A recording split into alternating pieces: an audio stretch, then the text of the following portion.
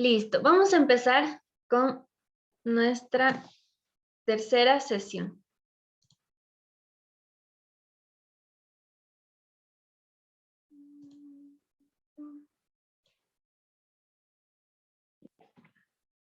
Vamos a hacer un pequeño resumen de lo que vimos la semana anterior. Sí, hablábamos acerca de lo que es el CERCOF, ¿sí? Decíamos que es un organismo de derecho público, técnico, regulatorio, con personería jurídica propia y autonomía administrativa, técnica, operativa, financiera y presupuestaria. Sí, decíamos que es el ente que regula todo el sistema de contratación pública.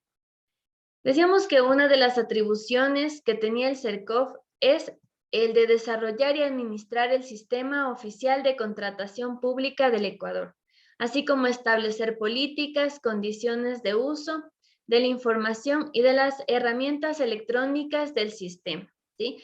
Veíamos que dentro del portal de la página web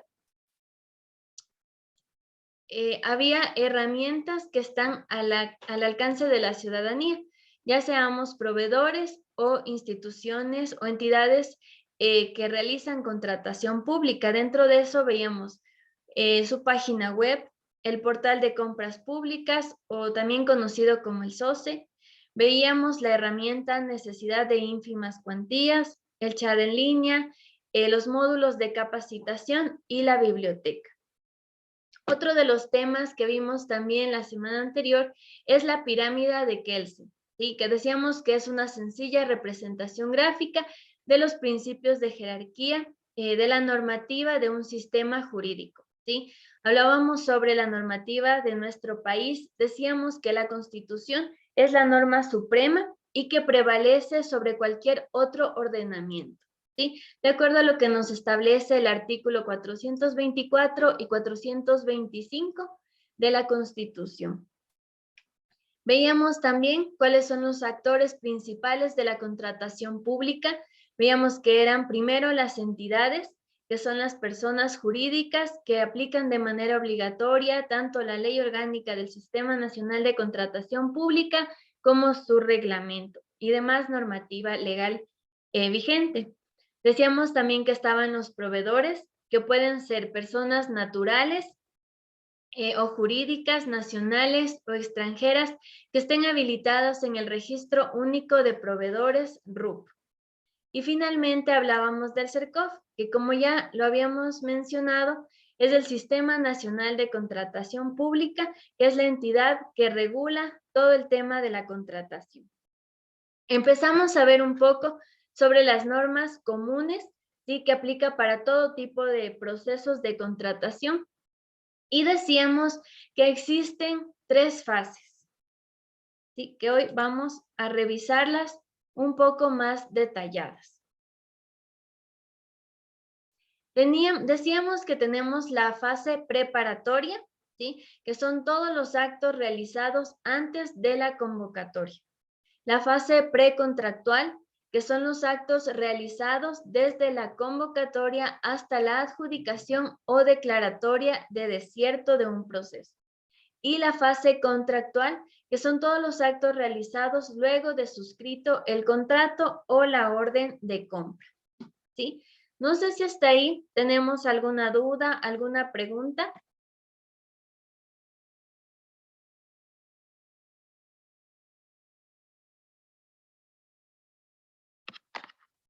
No, podemos continuar con nuestra clase de hoy.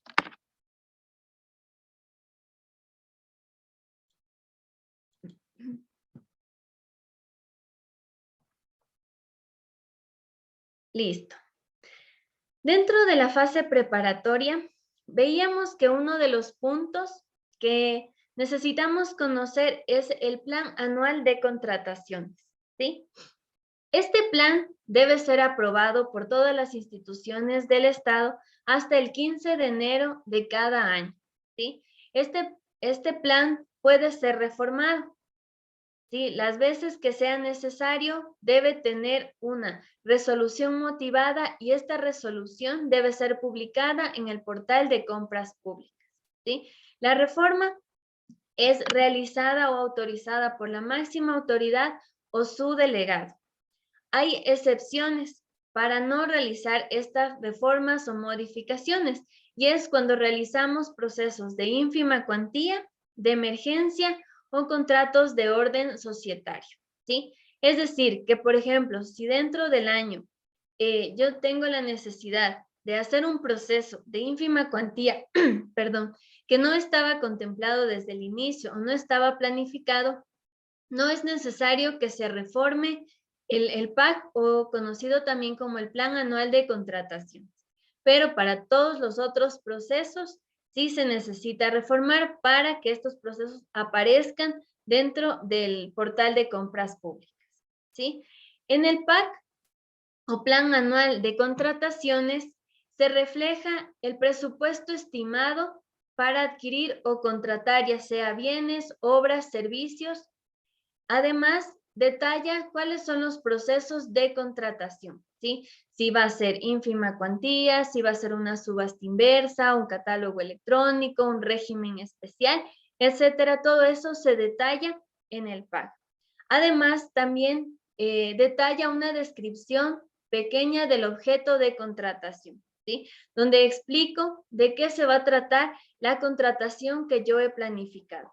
Y finalmente, a manera de cuatrimestres, nos detalla también el cronograma de implementación del plan.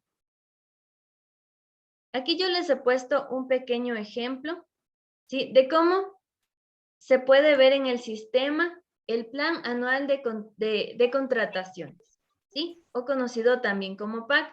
Aquí se detalla el número de partida presupuestaria, ¿sí? Que va a tener relación con mi contratación. Se detalla el código CPC, ¿sí?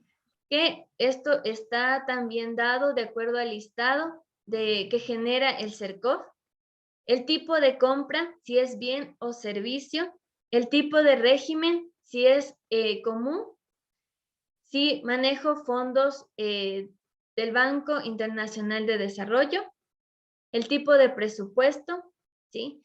El tipo de producto, si es un bien normalizado o no normalizado, si está incluido en catálogo electrónico, ¿sí? Y cuál es el tipo de procedimiento. Subasta inversa, ínfima cuantía, la pequeña descripción de lo que va a tratar mi contratación, ¿sí? El presupuesto referencial o estimado que yo tengo para ese proceso, y como ven aquí el periodo, que el C1 representa el primer cuatrimestre, ¿sí? Los primeros 4 meses del año. Entonces, así, todas las instituciones, como ven aquí, este es de la Casa de la Cultura Ecuatoriana, ¿sí? De la sede.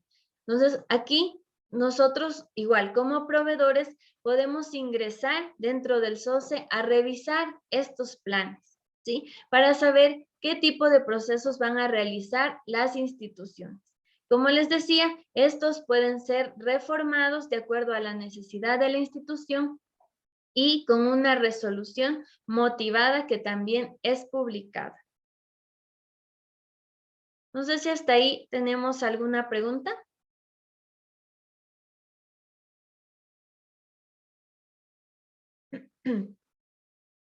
Vamos ahora con la firma electrónica. Sí, no sé si alguien me ayuda leyendo esta diapositiva. No sé, tengo a Jorge Chicaiza. Sí, con gusto. Gracias, Jorge. Firma electrónica. En las etapas, en las etapas preparatoria, precontractual y contractual, que realizan los entes contratantes y en el envío de las ofertas. Los documentos de dichas etapas deberán ser firmados electrónicamente. ¿Qué es? Es la equivalencia de la firma manuscrita, ya que tiene la misma validez legal y está amparada en la Ley de Comercio Electrónico. Ya, esto es importante que ahora podamos conocer, ¿sí? Porque tanto las entidades, los funcionarios, como los proveedores, ahora necesitamos tener la firma electrónica para, como vemos aquí, las diferentes etapas de los procesos de contratación, ¿sí? Es decir, que si nosotros necesitamos enviar cotizaciones, ofertas, si necesitamos enviar documentos de respaldo de nuestros procesos, necesitan tener estos una firma electrónica, ¿sí? Esto de acuerdo a la normativa que sacó el CERCOV, ¿sí? Desde el año 2020, más o menos. Y desde ahí empezó ya en una etapa, ¿sí? De ir poco a poco adaptando cada uno de los procesos a esta nueva disposición, ¿sí? Actualmente ya se requiere que todos los documentos tengan la firma electrónica.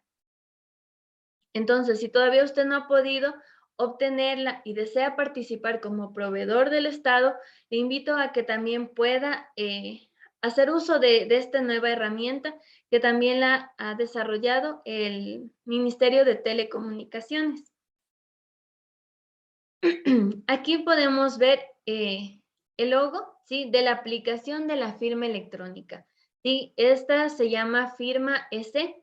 Como vemos aquí, dice que es un software gratuito desarrollado por la Subsecretaría de Gobierno Electrónico del Ministerio de Comunicaciones y Sociedad de la Información, Mintel.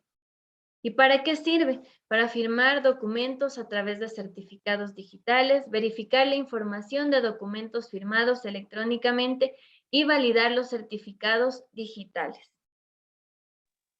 Una preguntita tal vez. Dígame. Verá, en la firma electrónica, yo como profesional tengo la firma electrónica. Ujú. ¿Tendría que sacar nuevamente otra firma electrónica o tiene la misma validez? No, tiene la misma validez. Ah, ya. Muy Pues, gentil. ajá, Esta no es una preguntita.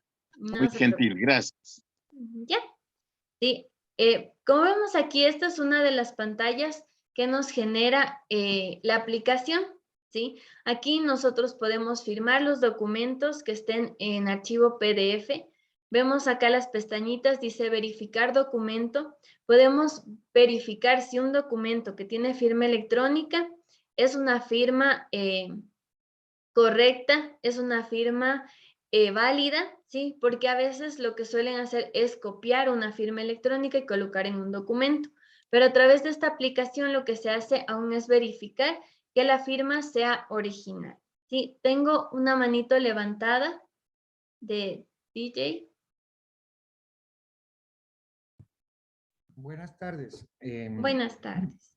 Hágame un favor. ¿La firma electrónica tiene costo?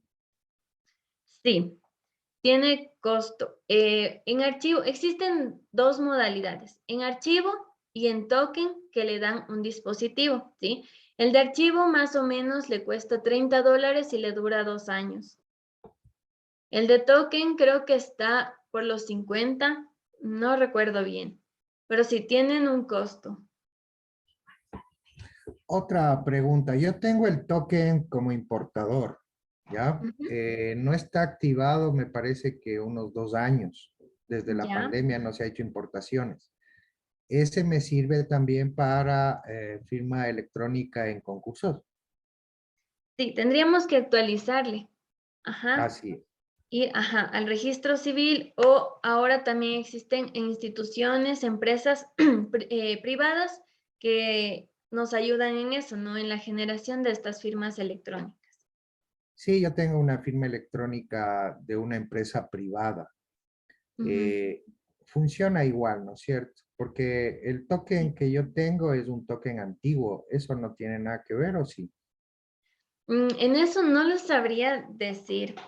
Ajá, o sea, no sé, porque bueno, yo manejo solamente la de archivo, pero yo me imagino que usted puede acercarse con su token a ver si le hacen válido, si no, simplemente adquirir la del archivo, que le dan, o sea, usted lleva un dispositivo, un CD o una memory y ahí le colocan su certificado de firma electrónica. Ya. ¿El software de verificación lo tienen las entidades públicas o es un software abierto para la identificación del diseño que sale de la firma electrónica? No, esta aplicación está al acceso de todos. Usted ingresa al Ministerio de Telecomunicaciones y se lo descarga. Sí, ahí le explican, hay unos pasos a seguir dependiendo también de su equipo, la capacidad de su computadora, todo eso. Usted puede descargarse la aplicación. Ah, ok, ok. Muchas gracias, disculpe. No tiene de qué. Sí, entonces, como les decía, esta es la imagen de la aplicación. ¿Sí? Aquí podemos firmar los documentos, verificarlos, validarlos, ¿sí? A fin de que también nosotros podamos identificar que los documentos sean originales. Ya. Otro de los puntos importantes a analizar en esta etapa preparatoria son los estudios, ¿sí? Me gustaría que me ayuden leyendo. No sé si está Víctor Hugo García. Gracias, sí. Dice estudios. Antes de iniciar un procedimiento precontractual, de acuerdo a la naturaleza de la contratación, la entidad deberá contar con los estudios y diseños completos, definitivos y actualizados, planos y cálculos, especificaciones técnicas, debidamente aprobadas por las instancias correspondientes, vinculados al plan anual de contratación de la entidad. Muchas Ahí gracias. está. Sí.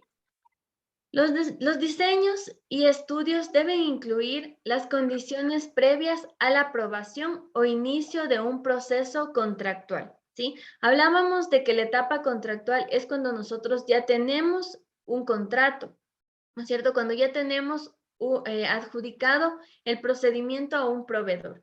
Antes de todo este proceso, se requiere realizar estudios, diseños que deben ser aprobados, ¿sí? Revisados con antelación a poder realizar un proceso de contratación, a la firma de un contrato, ¿sí? Y es importante que todos sepamos esto para entender de dónde nace, de dónde surgen los procesos, ¿sí? Hay, por ejemplo, otro tipo de procedimientos como licitación de obras, que necesitan también otro tipo de estudios, como es la desagregación tecnológica. O en el caso de ferias y catálogo inclusivo, también otro tipo de procedimientos, ¿sí? Entonces, eso es necesario que nosotros entendamos, que un proceso de contratación, un contrato, ¿sí? Es el resultado de un estudio que ha habido con antelación.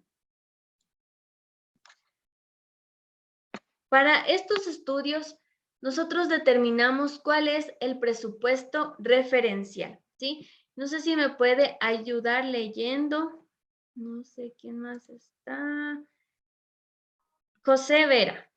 Hola. Ya, José, por favor. presupuesto referencial. ¿Sí me escucha? Sí, Ya, las entidades previamente a la convocatoria y antes de iniciar un proceso de contratación deberán certificar la disponibilidad presupuestaria y la existencia del presente o futuro de recursos suficientes para cubrir las obligaciones derivadas de la contratación.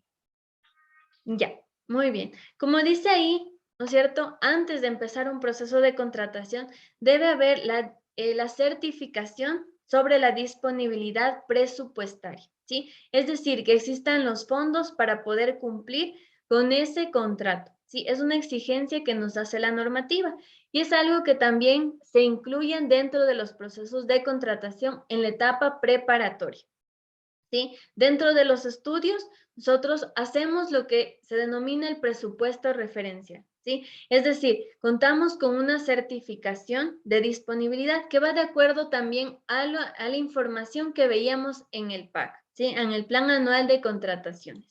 Ahí ya tenemos un detalle de cuánto la entidad ha destinado para un tipo de contratación. Entonces, lo que nosotros hacemos es solicitar al área financiera que nos dé un certificado sobre esa disponibilidad presupuestaria, que es un requisito también antes de poder generar un proceso de contratación, ¿sí? Es parte de la etapa preparatoria.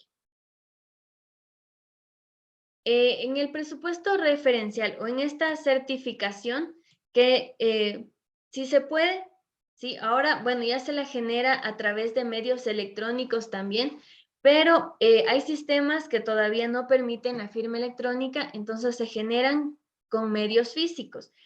En estos documentos lo que se hace es establecer a qué partida presupuestaria nosotros vamos a afectar. ¿sí? El Ministerio de Finanzas tiene un clasificador de partidas similar a esta imagen que nosotros vemos aquí, que es una cantidad de partidas de todos los bienes o servicios que nosotros como instituciones podemos necesitar, ¿sí? Y aquí ya están clasificadas las partidas.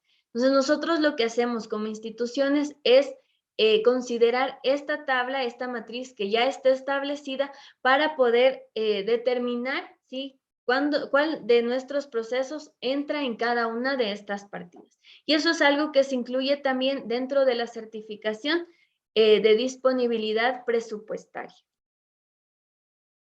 Ya. Para nosotros poder hacer el análisis del presupuesto referencial, de acuerdo a lo que nos establece la codificación de resoluciones emitidas por el sistema, el Servicio Nacional de Contratación Pública, ¿sí? En el artículo 9, numeral 2, nos da estos puntos que se deben analizar, ¿sí? Primero, ¿sí? Para nosotros determinar el presupuesto referencial, debemos hacer un análisis del bien o servicio a ser adquirido, ¿sí? Lo que hacemos es analizar las características técnicas que debe tener el bien o servicio, la obra, la consultoría que nosotros buscamos adquirir o contratar, ¿sí? Ese es el primer punto. Luego, lo que hacemos es considerar montos de adjudicaciones similares realizados en los 2 últimos años. En la semana anterior, cuando hablábamos de las herramientas que tiene el CERCOF, hablábamos de que existe el SOCE, ¿sí? Incluso entramos a ver cómo funciona este sistema y veíamos que nos permite revisar los procesos de contratación de las instituciones, ¿no es cierto? De todo tipo de procesos, ínfimas cuantías, subasta inversa, régimen especial. Entonces, ¿para qué nos sirve esto?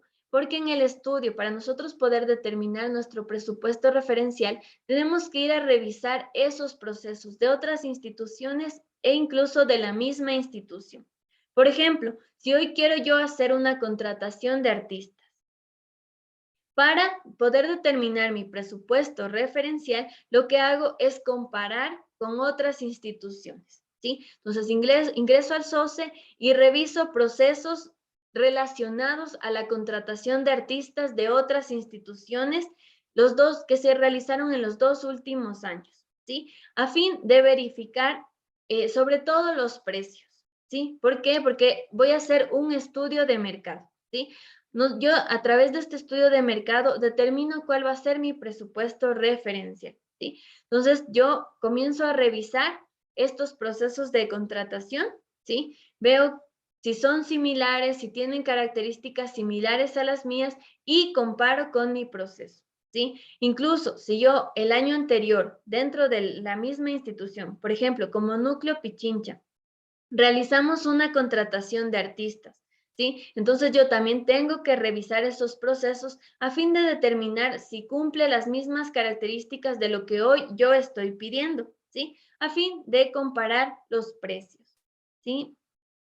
Y el tercer punto nos dice que debemos tomar en cuenta la variación de precios locales o importados. Para este punto, el CERCOF ha creado una herramienta que se llama la calculadora de presupuesto referencial, ¿sí? Con esta calculadora, yo lo que hago es determinar la inflación, ¿sí? Dice que yo debo, de ser necesario, traer esos montos que yo estoy analizando a valor presente, ¿sí? Por ejemplo, hace 2 años, digamos que en el núcleo de la SUAY, ¿sí? Creó un proceso o ejecutó un proceso de contratación de artistas, ¿sí? Y yo lo analizo, veo que cumple muchas de las características del proceso que yo estoy levantando. Entonces yo comparo los precios y me doy cuenta de que, claro, como es similar, el presupuesto, el precio que tiene, a mí me puede servir para mi estudio de mercado. Entonces, ¿cómo hago para que ese valor de hace 2 años yo lo puedo traer a valor presente con la inflación, considerando la inflación, el tiempo que ya ha transcurrido? Lo hago a través de esta herramienta denominada calculadora del presupuesto referencial, ¿sí? Entonces, lo que hago es traer esos montos a valor presente, ¿sí? Y tomo en cuenta esos precios ya sea locales o importados, que tienen relación con mi proceso. Y finalmente, el cuarto punto dice que nos exhorta a las entidades a que cumplan o que cuenten con al menos 3 proformas, ¿sí? Es por eso que a ustedes les ha de haber llegado la solicitud de una entidad para que le coticen, ¿no es cierto? Porque es un requisito que debemos cumplir para nuestro estudio de mercado. Entonces, lo que nosotros hacemos es pedirle al proveedor, de acuerdo a la necesidad que tiene la institución, que nos cotice. Porque como vemos aquí, la normativa nos exhorta a que debemos tener al menos 3 cotizaciones. ¿Cuál es el fin de esto? De que nosotros podamos comparar también los precios a nivel de mercado, ¿sí? ¿Cuánto ahorita me está cobrando un productor por esta contratación, por generar este evento, ¿sí? Entonces, a través de todo esto, yo genero mi estudio de mercado para determinar cuál va a ser mi presupuesto referencial. Es decir, ¿cuánto yo necesito aproximadamente para poder generar esta contratación? ¿Sí? No sé si hasta aquí tenemos alguna duda, alguna pregunta. Voy a revisar el chat. Aló. Sí, diga. Y teniendo las 3 proformas, ¿ustedes le dan el contrato a la proforma más barata? ¿Es tan así de simple la, la mecánica para aprobar una cotización en las entidades esas? Bueno, va a depender también del proceso de contratación, ¿sí? Por ejemplo, para ínfimas cuantías es un poco más rápido, ¿sí? Lo que se hace es, como veíamos la semana anterior, nosotros publicamos a través de la herramienta denominada necesidades de ínfima cuantía, ¿sí? Ahí publicamos nuestra necesidad. Los proveedores nos envían sus ofertas y nosotros, como entidad, revisamos que cumpla todo lo que nosotros solicitamos, ¿no? Que cumpla tanto legal, técnica como financieramente lo que la institución necesita. Aparte de eso, como les decía, también nosotros revisamos que se encuentren habilitados dentro de todos los sistemas que tiene bueno, en este caso, como era el IES, el CERCOV, revisamos que estén bien o en regla con el SRI, ¿sí? Entonces, revisamos todo eso, ¿sí? En ínfima cuantía es un poco más fácil. Ahora, por ejemplo, para un proceso de subasta inversa, nosotros hacemos todo este proceso, ¿sí? Pero después de eso, de que contamos con todo este estudio, con todos estos documentos, lo que hacemos es publicar recién en el portal de compras públicas, ¿sí? Para que todas las personas que tienen el CPC que nosotros estamos lanzando en el proceso puedan participar, ¿sí? Entonces les llega la invitación y pueden enviar su oferta. Ya, en el chat nos dice, ¿es obligatorio como proveedor la firma electrónica? Actualmente sí. El CERCOV ahora nos obliga a todos, tanto a entidades públicas como proveedores, contar con esta firma electrónica para los diferentes procesos de contratación. No tengo más. No sé, tal vez Yo tengo alguien una más. pregunta. Dígame. En el número 4 dice se exhorta a las entidades. Es un exhorto, es un pedido más que una obligatoriedad. Ajá, O sea, exacto. o sea, no necesariamente se deben tener 3 proformas. No necesariamente, pero es lo más aconsejable, por lo menos, que existan esas 3, ¿sí? Porque si recuerdan en la primera clase, en la primera sesión, hablábamos acerca de la auditoría que llega a ser en el caso de que lo haga la Contraloría General del Estado, ¿sí? Entonces, es muy difícil que nosotros con una proforma podamos determinar cuál es el precio de mercado de un bien o servicio, ¿sí? Entonces, eso puede ser muy observable, porque nos van a decir, ¿y usted en qué se basó para comparar estos precios si solo tiene una cotización? ¿Sí? Entonces, obviamente no es una obligación, porque hay casos en los que no se pueden tener muchas cotizaciones, pero hay otras en las que sí. Ujú. Por ejemplo, nosotros recientemente sacamos un proceso de mantenimiento de vehículos. Entonces, claro, llegaron un montón de cotizaciones. Entonces, y eso es bueno porque nos permite comparar los precios de mercado, nos permite aún el poder tener un precio justo, algo que está bien para nosotros como institución también, ¿no?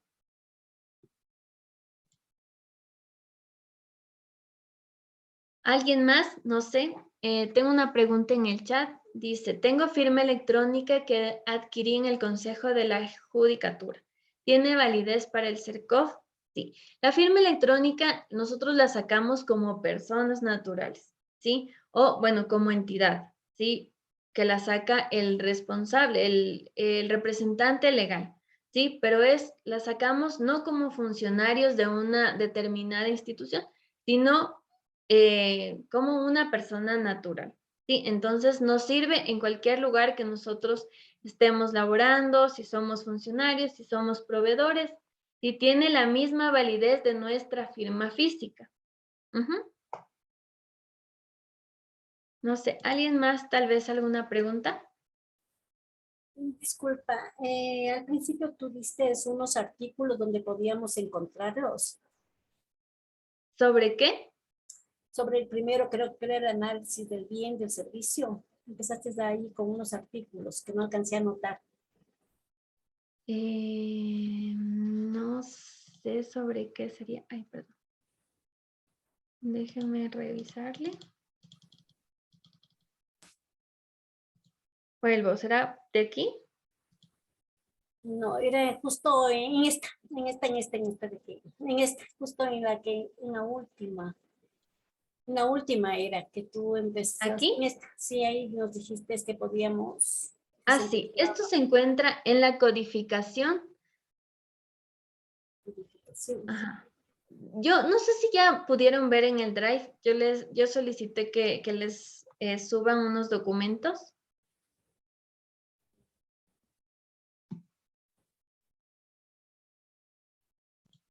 No pudieron ver tal vez.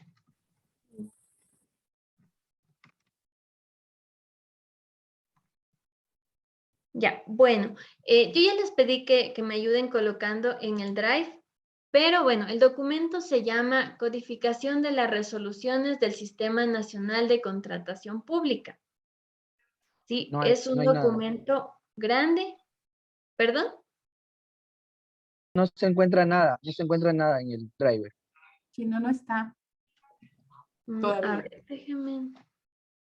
Bueno, déjenme ver, ya más adelante, antes de terminar la clase, voy a ver si puedo enviarles por el chat, ¿sí? Aunque es un poco pesado, pero voy a tratar de enviarles. Sí, en esta codificación se encuentra en el artículo 9, literal 2. Catherine, Sí, mil diga. disculpas, tengo otra pregunta más. Ajá.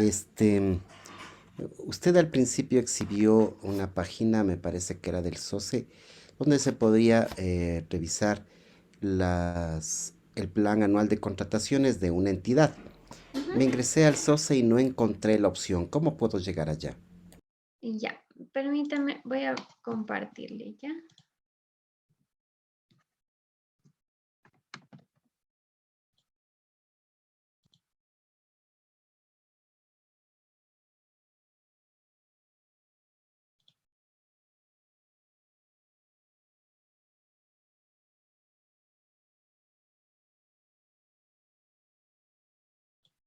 A ver.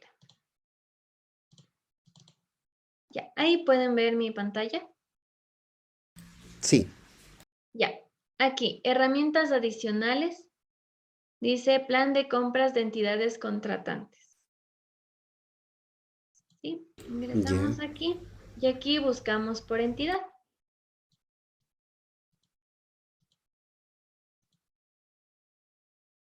Sí, por ejemplo, vamos a buscar de Galápagos. No tiene nada. Ay, perdón.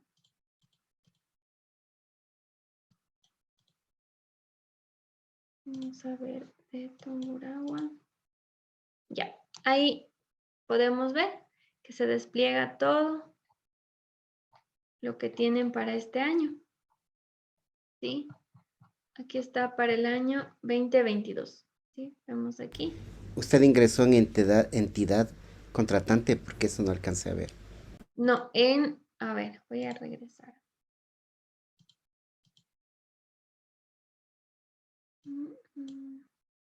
Ya, hasta ahí estamos bien. Aquí, herramientas adicionales, Ya, ¿sí? Planes de compras de entidades contratantes. ya. Y para poner la entidad, Aquí coloco, ya, buscar empresa o entidad. Y aquí colocamos cualquier ministerio, lo que nosotros estemos buscando. Ahí nos salen todas las instituciones públicas. Y nos ingresamos y buscar. Tampoco tiene nada. Por ejemplo, aquí cultura. Vamos a ver de la sede nacional. Y ahí se nos despliega.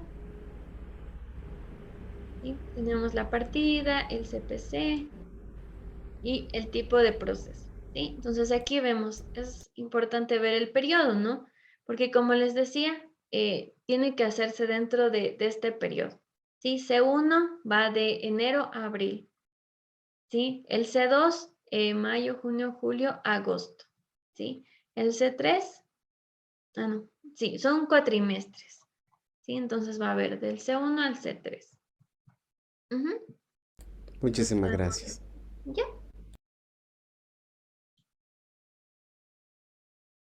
Listo. A ver, tengo una pregunta.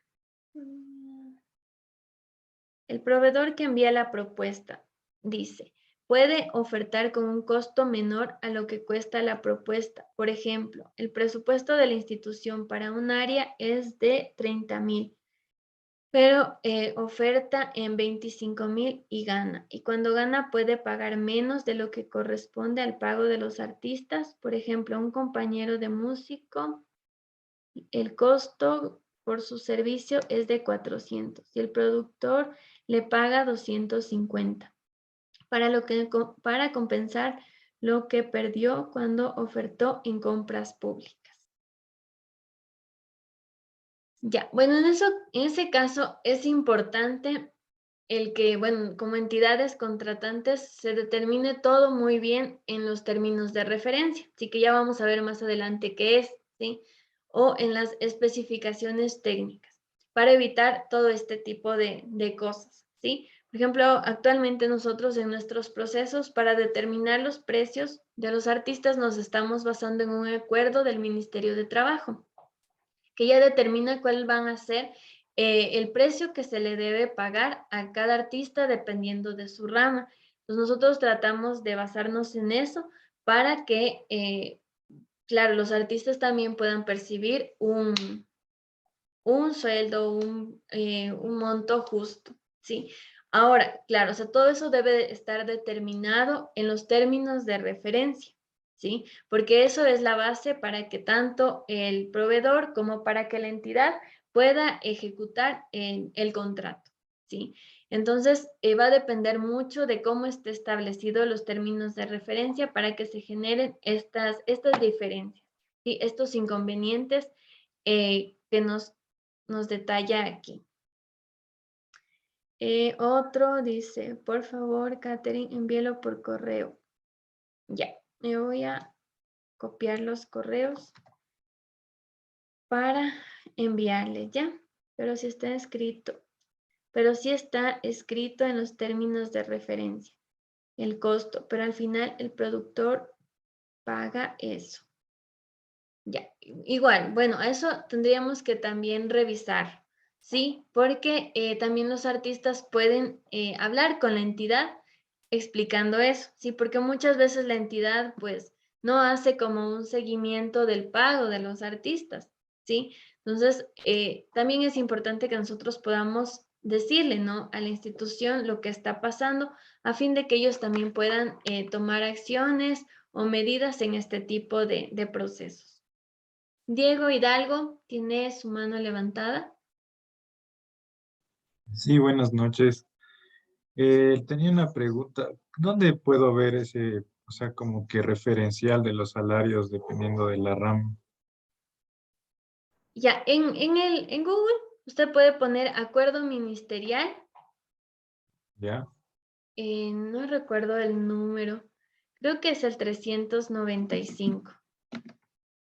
No sé si al final que terminemos la clase me recuerda para yo revisarle, porque sí tengo aquí. Pero lo Ya, revisamos al final, sí, pero me hace acuerdo, por favor. claro. Ya, listo.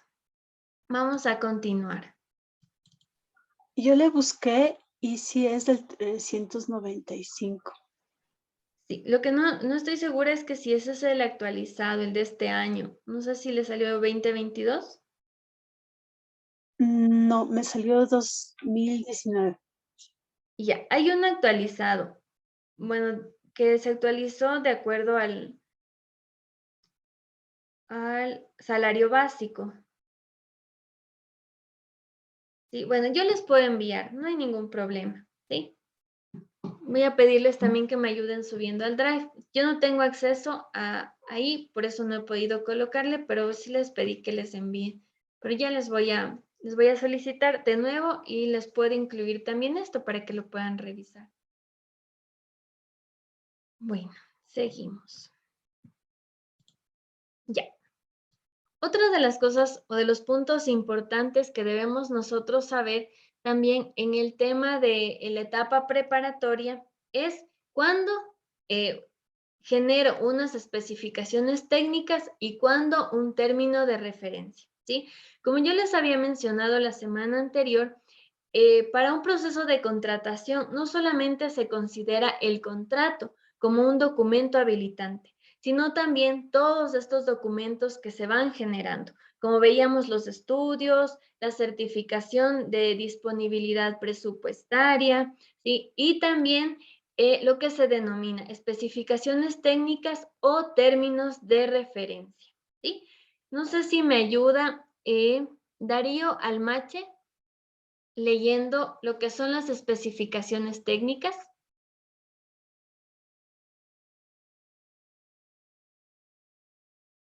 Darío.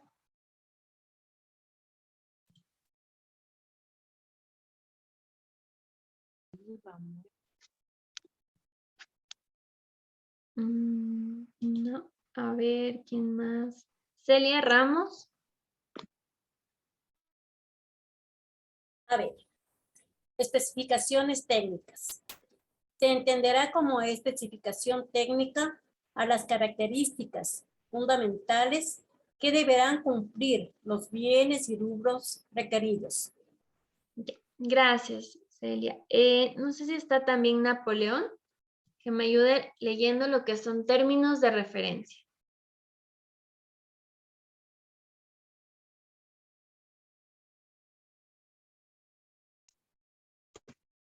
Términos de referencia. Los términos de referencia constituirán las condiciones específicas bajo las cuales se desarrollará la consultoría o se prestarán los servicios. Ya, muchas gracias. Ahora, ¿quién me dice cuál es la diferencia entre estos dos documentos que se generan? Especificaciones técnicas o términos de referencia. De pronto, las especificaciones técnicas podrían servir para adquirir bienes y los términos de referencia para contratar servicios. Exacto. Gracias, Juan Pablo. Esa es la diferencia, ¿sí? Cuando yo voy a contratar o adquirir un bien o en el caso de una obra, los rubros, yo utilizo o genero un documento denominado especificaciones técnicas, ¿sí? Pero si yo voy a contratar un servicio o una consultoría, el documento se denomina términos de referencia, ¿sí? Estos son documentos que, como les decía, se generan también en la etapa preparatoria, ¿sí? Ahora vamos a ver qué son cada uno de estos. Las especificaciones técnicas, como veíamos, es para bienes, ¿sí? Y para los rubros en el caso de obras, ¿sí? Las especificaciones ¿Qué deben contener? Deben contener las propiedades de uso y empleo, ¿sí? Del bien que yo voy a adquirir. ¿Cuáles van a ser sus características fundamentales? Los requisitos funcionales o tecnológicos, la capacidad, calidad, rendimiento, ¿sí? Utilizará rasgos técnicos, requisitos, símbolos y términos normalizados que sean entendibles para todas las personas que van a participar dentro del envío de las ofertas, ¿sí? Dice que deben ser estas claras, completas e inequívocas. No deben presentar ambigüedades ni contradicciones entre las mismas, ¿sí? Entonces, eso es lo que debe tender a tener este documento llamado especificaciones técnicas, ¿sí? Yo voy a describir ahí qué tipo de bien es el que yo necesito, cuáles van a ser sus capacidades, sus características, los colores que necesito que tengan, ¿sí? Todo eso yo lo detallo en este documento. ¿Qué es lo que le va a permitir al proveedor tener claro qué es lo que me va a cotizar, ¿sí? Es por eso que dice que deben ser claras, ¿sí? Debe estar todo bien detallado para que el proveedor tenga claro lo que va a enviarnos dentro de su cotización. ¿Sí? A ver, no sé si está Rosamelia, que me ayude leyendo esto. No se podrá hacer referencia a las marcas. ¿Puedes quitarle, por favor, el cursor? No puedo leer. ¿Ahí? No se podrá hacer referencia a marcas de fábrica o de comercio, nombres o tipos comerciales, patentes, derechos de autor, diseños o tipos particulares, ni a determinados orígenes, productores o proveedores. Excepcionalmente y de manera justificada se podrá hacer tales referencias para la adquisición de repuestos o accesorios de conformidad con el artículo 94 y 95 de RGLOSN. Reglamento. Ya, es el reglamento de la Ley Orgánica del Sistema Nacional de Contratación Pública, ¿sí? Aquí nos dice claramente que, por ejemplo, como entidades, nosotros no podemos solicitar o no podemos decirle al proveedor, yo quiero que usted me dé una resma de papel, no sé, marca Dilip, me invento, ¿sí? Yo no puedo poner las marcas, ¿sí? Yo solamente detallo cuáles son las características. Yo necesito una resma de papel bond, de tantos gramos, de tal medida, ¿sí? Yo no puedo poner el nombre de una marca o de una empresa, de un proveedor, ¿sí? Eso no nos permite la ley, la normativa, ¿sí? ¿Por qué? Porque el objetivo es que puedan participar todas las personas, ¿no es cierto? Todos los proveedores. Entonces, si yo digo, quiero esta marca, yo ya limito para que muchas personas puedan participar. Entonces, la normativa nos dice que yo no puedo poner nada de eso, a excepción, ¿sí? Justificadamente de los repuestos y accesorios, que obviamente es un caso totalmente diferente, ¿sí? O sea, voy a necesitar específicamente para, no sé, una flota pesada, ¿sí? Un determinado repuesto que tiene que ser sí o sí este repuesto, ¿sí? Entonces, en esos casos, sí, la normativa nos permite, ¿sí? Pero solamente dice que para repuestos o accesorios. Ahora, los términos de referencia, ¿sí? ¿Qué deben tener los términos de referencia? Dice que debe contener las necesidades específicas a ser cubiertas, ¿sí? En este caso, por el servicio que yo estoy contratando. Debe tener objetivos, características y condiciones de prestación o desarrollo requeridos. Requisitos técnicos, funcionales o tecnológicos bajo los que deben ser prestados. Igual, deben ser claros, completos, detallados, no debe dar lugar a ambigüedades o contradicciones, ¿sí? Eso es lo que debe contener los términos de referencia.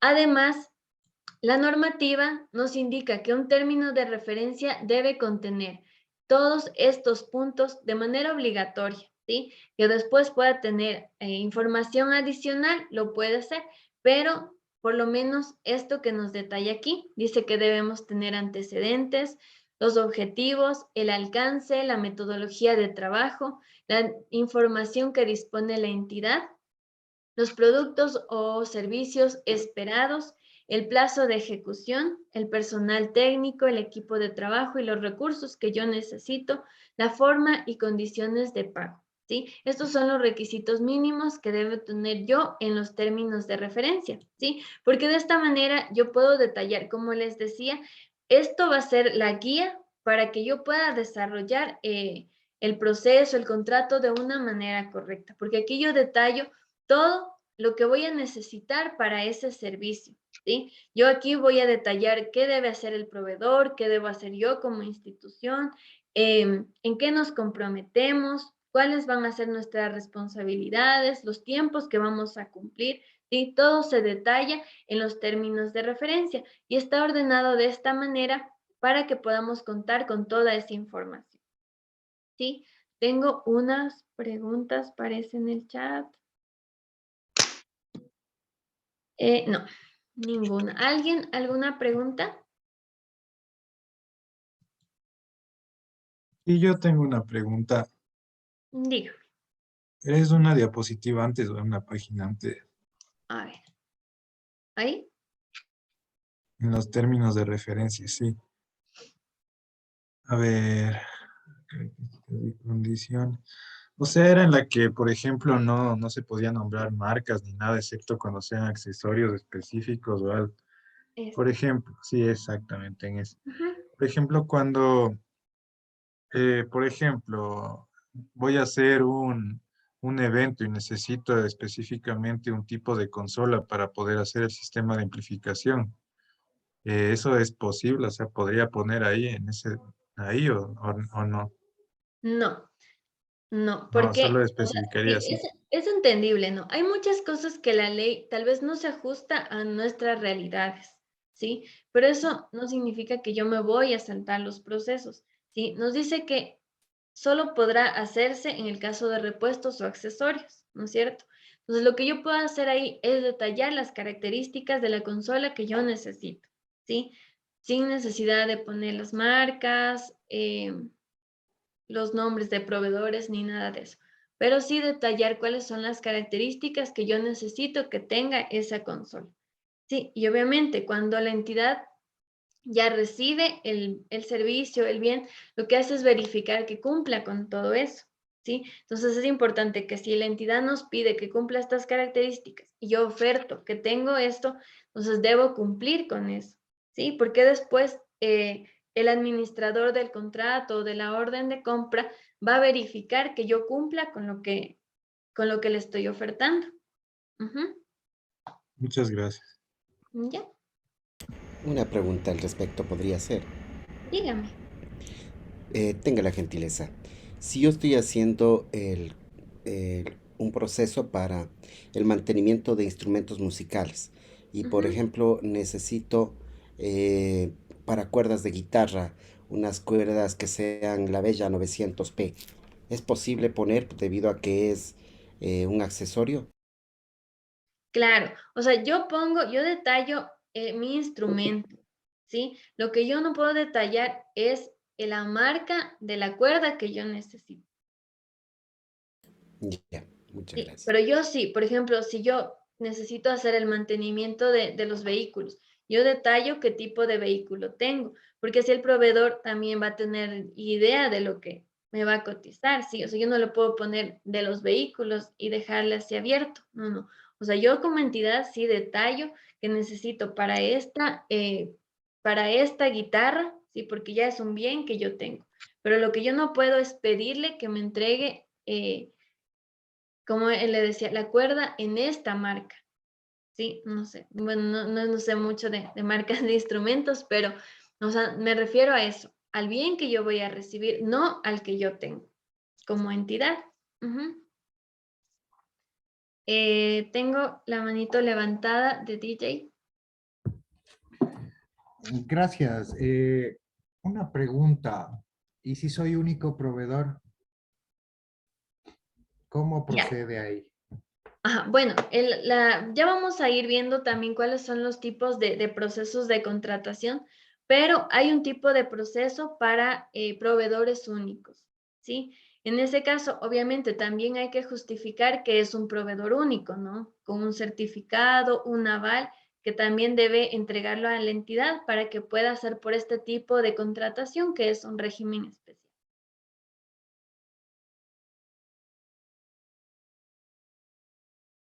Sí, no sé Muchas si... La ley, gracias. la ley no Dígame. prohíbe la ley no prohíbe la monopolización. En este caso, un proveedor único puede haber. Puede haber, sí. Por ejemplo, nosotros actualmente estamos tratando de contratar un sistema tributario, ¿sí? Para que les ayude en el tema de contabilidad. Entonces, claro, nosotros buscamos en el mercado y solamente existe un proveedor que tiene este sistema aquí. Ujú. Entonces, obviamente, nosotros tenemos que buscar que él nos emita los certificados de que es proveedor único de ese servicio que nosotros necesitamos, ¿sí? Por ejemplo, igual en el tema de vehículos, ¿sí? Digamos, un carro, un vehículo, una flota pesada, ¿sí? No sé, por ejemplo, marca Temac, ¿sí? Entonces, hay un proveedor que es exclusivo de esa marca. Entonces, obviamente, si yo quiero conservar bien ese vehículo, yo lo voy a enviar a ese taller, ¿no es cierto? Porque ellos tienen los repuestos originales, porque ellos conocen este vehículo y tal vez porque tengan repuestos únicos que no voy a encontrar con otro proveedor. Entonces, en esos casos sí, se puede hacer, obviamente justificando y teniendo sus documentos de que respalden de que es un proveedor único de ese bien o servicio. Ujú. DJ, Un favor, diga. supongamos que en una consultoría soy único proveedor bajo el criterio del título que se tuviese o la experiencia. Ujú. ¿Cómo podría comprobar que soy único o los certificados académicos avalarían solo eso? Ya, bueno, en el tema de consultoría, eso es un proceso especial, ¿sí? Y ya vamos a ver también, como les digo, me parece que la próxima semana, en el tema de consultoría, ¿sí? Ahí vamos a ver las diferencias, ¿sí? Porque existe diferencia entre yo puedo contratar una consultoría con una persona, con una empresa, ¿sí? Entonces vamos a revisar todo eso, porque es un tema un poco diferente y que sí está también planificado para revisarlo en este módulo. Muchas gracias, disculpe. Ujú, no se preocupe. ¿Alguien más?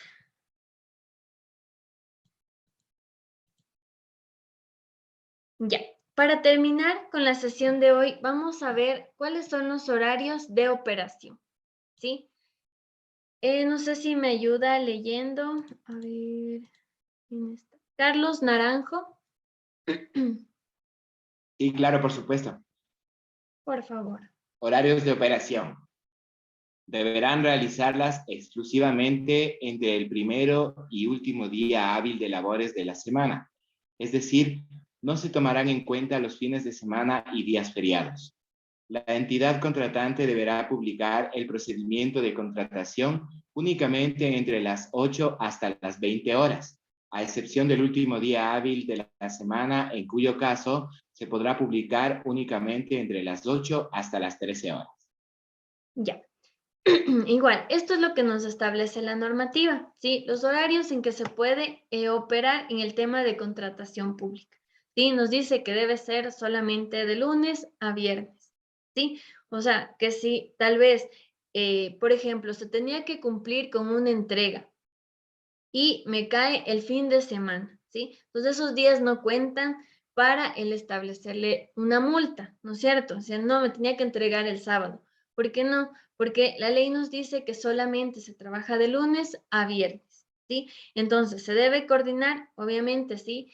Que la entrega sea antes o el siguiente día hábil, ¿sí? Para cumplir y no caer en ese tema de de multas, perdón, ¿sí?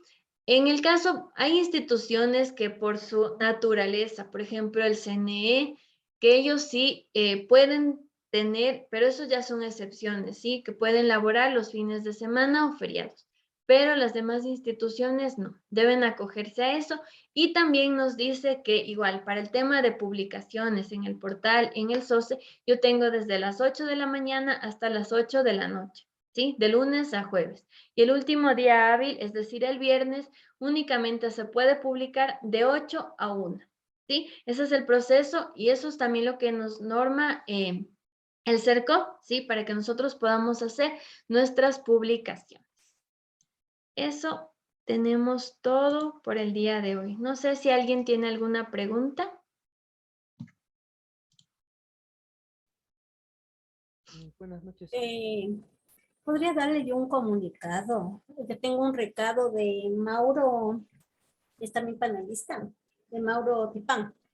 Ya, ¿Quién me vamos, quiere? no sé si tenemos, primero vamos con lo de la clase y después nos quedamos con las cosas adicionales, ¿les parece? Para también dejar de grabar. No sé si alguien tiene alguna pregunta más sobre el tema. Yo solo quisiera tal vez saber la parte de, o sea, de la ley donde dice los salarios para los artistas. Ya. Listo. Bueno, entonces vamos a terminar la clase por ahora ya.